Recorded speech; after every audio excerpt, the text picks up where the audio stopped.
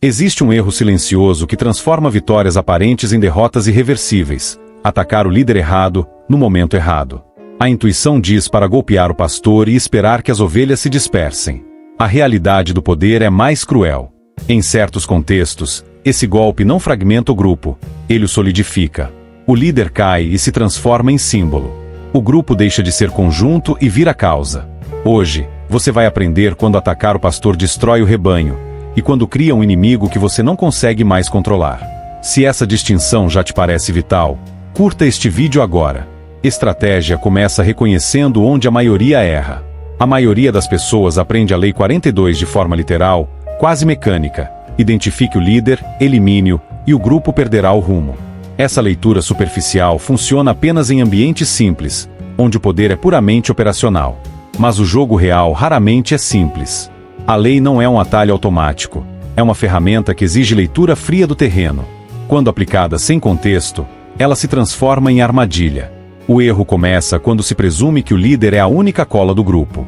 Em muitos casos, ele não é apenas um organizador de ações, mas o depositário de frustrações, medos e esperanças coletivas. Ao atacá-lo diretamente, você não remove o controle. Você entrega ao grupo um inimigo externo. E nada une mais pessoas do que um alvo comum. Esse é o ponto onde a lei se inverte. O golpe deixa de dispersar e passa a catalisar. A narrativa se volta contra você. O ataque é reinterpretado como injustiça. O líder passa de figura falha a vítima, de gestor a mártir. E, a partir daí, o custo estratégico explode. Se você já percebeu como movimentos inteiros ganham força após uma tentativa mal calculada de decapitação, escreva mártir nos comentários. Não é engajamento vazio. É um marcador mental. Quem reconhece esse padrão cedo evita o tipo de erro que transforma um adversário controlável em uma ameaça permanente.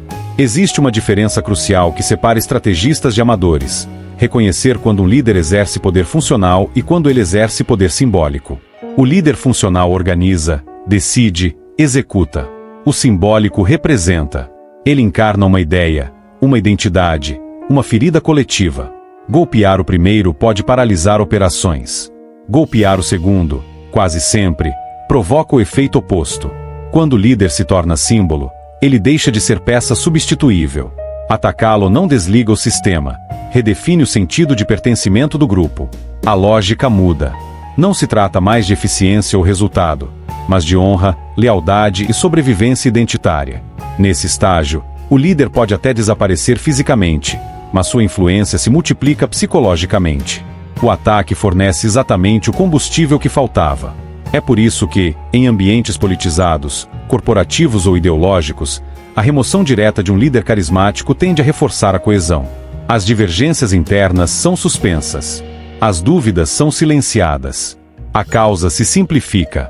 E o grupo passa a agir não por cálculo, mas por emoção. Emoção mobiliza. Emoção sacrifica. Emoção persiste. O erro fatal é confundir visibilidade com centralidade. O líder mais exposto nem sempre é o ponto fraco. Às vezes, ele é o escudo perfeito. Se essa distinção mudou a forma como você enxerga conflitos e disputas de influência, deixe um like agora. Não como aprovação, mas como registro estratégico. Entender quando um líder é símbolo, e agir de acordo, é o que impede você de acender incêndios que não consegue apagar. É aqui que nasce o erro mais caro de todos, o efeito mártir. Quando um líder simbólico é atacado, o golpe não encerra a disputa. Ele inaugura uma nova fase, muito mais perigosa. O grupo deixa de agir por conveniência e passa a agir por propósito. O líder, antes questionável, se torna incontestável. As falhas são apagadas. As contradições são perdoadas. Tudo se reorganiza ao redor de uma narrativa simples e poderosa, nós contra eles. Nesse momento, você perde o controle do campo de batalha. O ataque, que parecia decisivo, se transforma em propaganda involuntária. A história se move do plano estratégico para o plano emocional. E no plano emocional, lógica não vence. Pressão externa não fragmenta, compacta. O grupo se fecha. Os moderados se radicalizam. Os indecisos escolhem um lado. O líder que você tentou eliminar passa a viver em discursos, símbolos e rituais, muito maior do que jamais foi em vida ou no cargo. É assim que inimigos administráveis se tornam movimentos. É assim que derrotas táticas viram fracassos estratégicos. A decapitação prematura cria algo que não pode mais ser removido com um novo golpe, uma causa legitimada pelo ataque. Esse padrão se repete na história, na política, nas empresas e até em equipes pequenas. Sempre que um grupo se sente ameaçado externamente, ele sacrifica conflitos internos em nome da sobrevivência coletiva. O golpe errado não enfraquece o sistema, ele o purifica. Se este mecanismo ficou claro para você agora, compartilhe este vídeo com alguém que acredita que força resolve tudo. Não para convencê-lo, mas para protegê-lo de cometer um erro que não tem reversão. No jogo do poder, criar um mártir é uma sentença que você mesmo assina, e depois não consegue anular. A transgressão da Lei 42 acontece quando a ansiedade vence a leitura estratégica. O erro começa no impulso de resolver rápido, de dar um golpe visível, de produzir uma vitória que possa ser exibida. O ataque frontal, público e direto parece decisivo, mas entrega ao inimigo exatamente o que ele precisa: controle da narrativa. A partir desse momento, você deixa de ser estrategista e passa a ser personagem da história que o outro contará. Existem sinais claros de que o golpe será um erro fatal. O primeiro é a exposição humilhante. Quando o líder é atacado de forma aberta, você ativa o instinto de proteção do grupo. O segundo é a remoção brusca, sem isolamento prévio. Se o líder ainda controla canais, lealdades e símbolos, sua queda cria vácuo, e vácuos são rapidamente preenchidos por mitos. O terceiro sinal é o silêncio interno após o ataque. Quando ninguém celebra, quando o ambiente fica tenso demais, é porque a coesão aumentou em vez de ruir. Nesse ponto, o dano já está feito. Mesmo que o líder perca o cargo, você perde algo mais valioso: previsibilidade. As ações do grupo deixam de seguir interesse racional e passam a seguir ressentimento. E ressentimento não negocia. Ele espera. Ele se organiza. Ele retorna maior. Se você já percebeu como ataques bem intencionados acabam saindo do controle, deixe um comentário agora com a palavra narrativa. Isso não é para o algoritmo. É para você. Quem aprende a identificar o momento exato em que a narrativa escapa das mãos entende por quê. No poder, a pressa não acelera, ela expõe.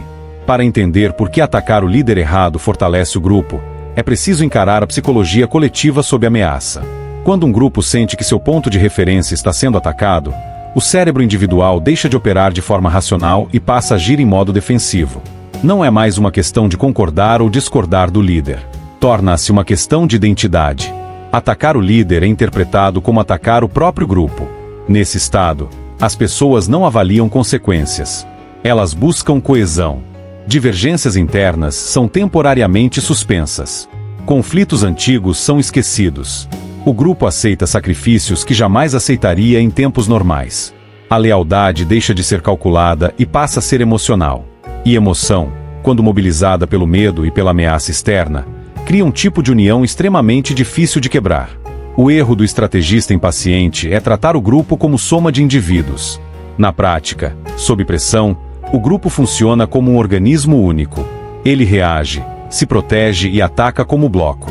Quanto mais violento ou visível é o golpe contra o líder, mais intensa se torna essa resposta coletiva. Você não está lidando com pessoas. Está lidando com um instinto de sobrevivência compartilhado. É por isso que muitos ataques falham mesmo quando são tecnicamente corretos. Eles ignoram o fator emocional. Ignoram que, naquele momento, qualquer ação externa é vista como confirmação da narrativa do líder. Se essa leitura mudou sua forma de pensar conflitos, inscreva-se no canal agora. Aqui, cada vídeo existe para treinar sua percepção antes que o erro aconteça, porque no jogo do poder, compreender a mente do grupo vale mais do que qualquer golpe bem executado. A observância real da Lei 42 começa quando você abandona a ideia de ataque e passa a operar pelo isolamento. Golpear não é o primeiro passo. É o último. Antes disso, o estrategista esvazia, redireciona, fragmenta. Um líder só cai de verdade quando já está sozinho, quando sua voz não ecoa, quando suas ordens não produzem movimento, quando sua presença deixa de ser necessária. Isolar é retirar oxigênio, não quebrar ossos. Significa enfraquecer os canais de influência antes de tocar na figura visível. Significa dividir lealdade silenciosamente, criar alternativas funcionais, deslocar a confiança para outros polos. Quando feito corretamente, o grupo não percebe um ataque. Percebe apenas que seguir aquele líder já não faz sentido prático. A adesão emocional se dissolve quando a utilidade desaparece. O erro comum é tentar provar algo ao atacar cedo demais. A observância exige paciência fria. Você não confronta o símbolo, você o torna irrelevante. Aos poucos, o grupo se fragmenta por dentro.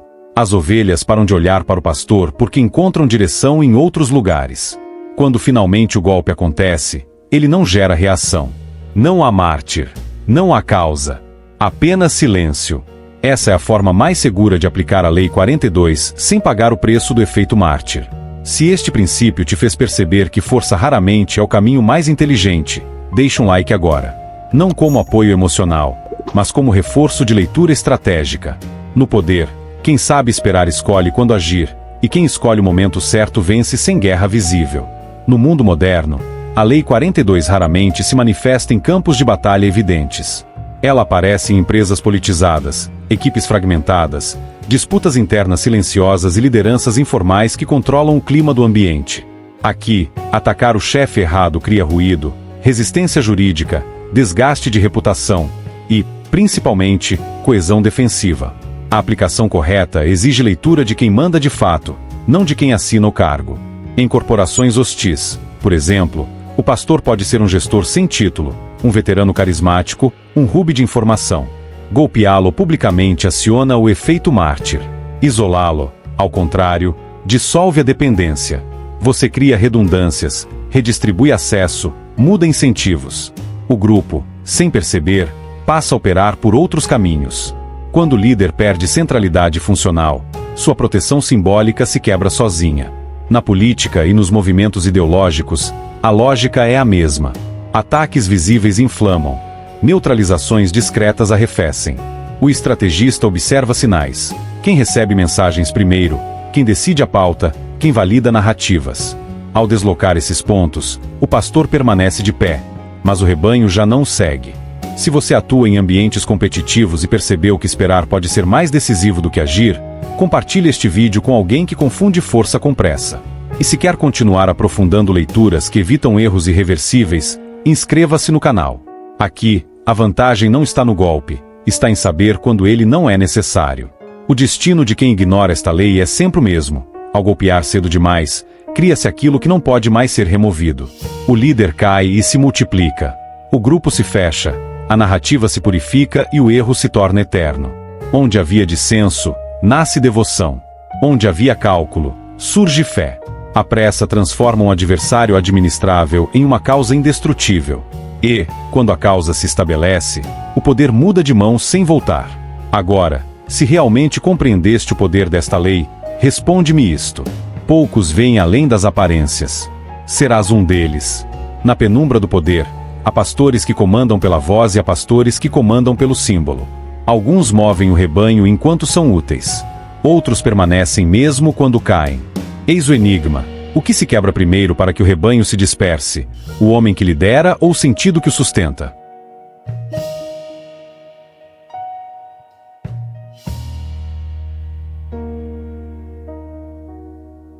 Se escolheres a resposta errada, repetirás o erro clássico: atacar o corpo e fortalecer o espírito.